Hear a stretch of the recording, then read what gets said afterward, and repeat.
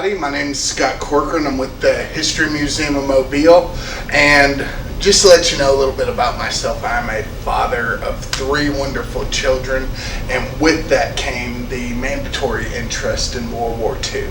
I was going back and watching Ken Burns' The War, which if you have not seen it and you have time, and let's be frank, you got some time, I'd really recommend you go back and watch it. But as I was watching it, I started to notice a lot of parallels of things we're going through today versus the preparations and the sacrifices made by people during World War II. Things like precautions you need to take for safety, access to goods, at-home entertainment, and the sense of charity that has been shown by so many people in our community. And I just wanted to kind of go over some of those things and talk about it. You know, today we talk about all the precautions we need to take. Washing our hands, social distancing, good hygiene, making sure everything's clean and disinfected, and staying at home as much as possible. Well, in Mobile during World War II, there was something very similar happening. There were U-boat attacks on commercial shipping lines in the Gulf of Mexico. So there were steps taken to prevent the visibility of coastal communities, blackouts or dim-outs.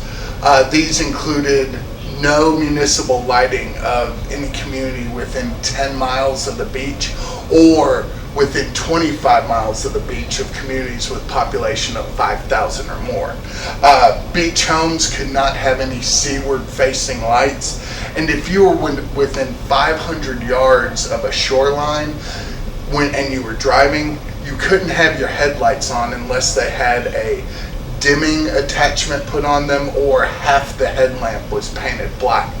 These were to again, lower the visibility of coastal communities, making it harder for them to target, just like the precautions we're taking today. Today, with the coronavirus pandemic, we're having problems with our supply lines, getting access to some supplies because of, panic buying.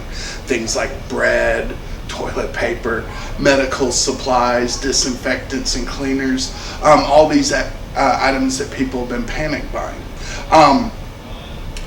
We're also seeing stores limiting purchases on some of these items, and we're seeing some factories shift to the production of medical supplies to meet demand. Similar things happened during World War II, specifically as Japan was expanding and imports from Asian companies were diminishing. You had limitations on silk, and there were, in the summer of 1942, there was a panic rush on the purchase of women's pantyhose. People stockpiling those up. Goods like coffee and sugar were inaccessible or limited because of the disruption of supply lines through German U-boat attacks in the Caribbean and South America. You had rubber being limited because of the expansion of Japanese influence and the limits of rubber producing Asian nations that came under their sphere of influence. You also had the unavailability of new cars as factories shifted to produce materials needed for the war, just like some of the things we're going through today. Today, with a lot of people sheltering in homes, we're learning more about our streaming services, specifically YouTube. Thank you for viewing. Well, during World War II, a lot of families shifted their entertainment habits to radio. You had a variety of programs come up, like comedy shows featuring Bob Hope, Red Skelton, Benny Hill. You had mystery and action shows like The New Adventure of Sherlock Holmes, Gangbusters, or Dick Tracy. You even had game shows like Take It or Leave It, Dr. IQ, and Uncle Jim's Question Bee. Alright, these were entertainment that people had access to, but were really diving into during the trying times. Now, to me, the most heartening thing I've seen about everything we're dealing with in this current situation is the spirit of charity.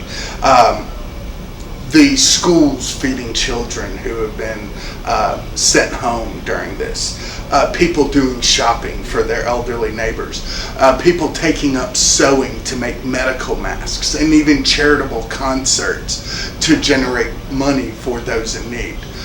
All this went on during World War II as well.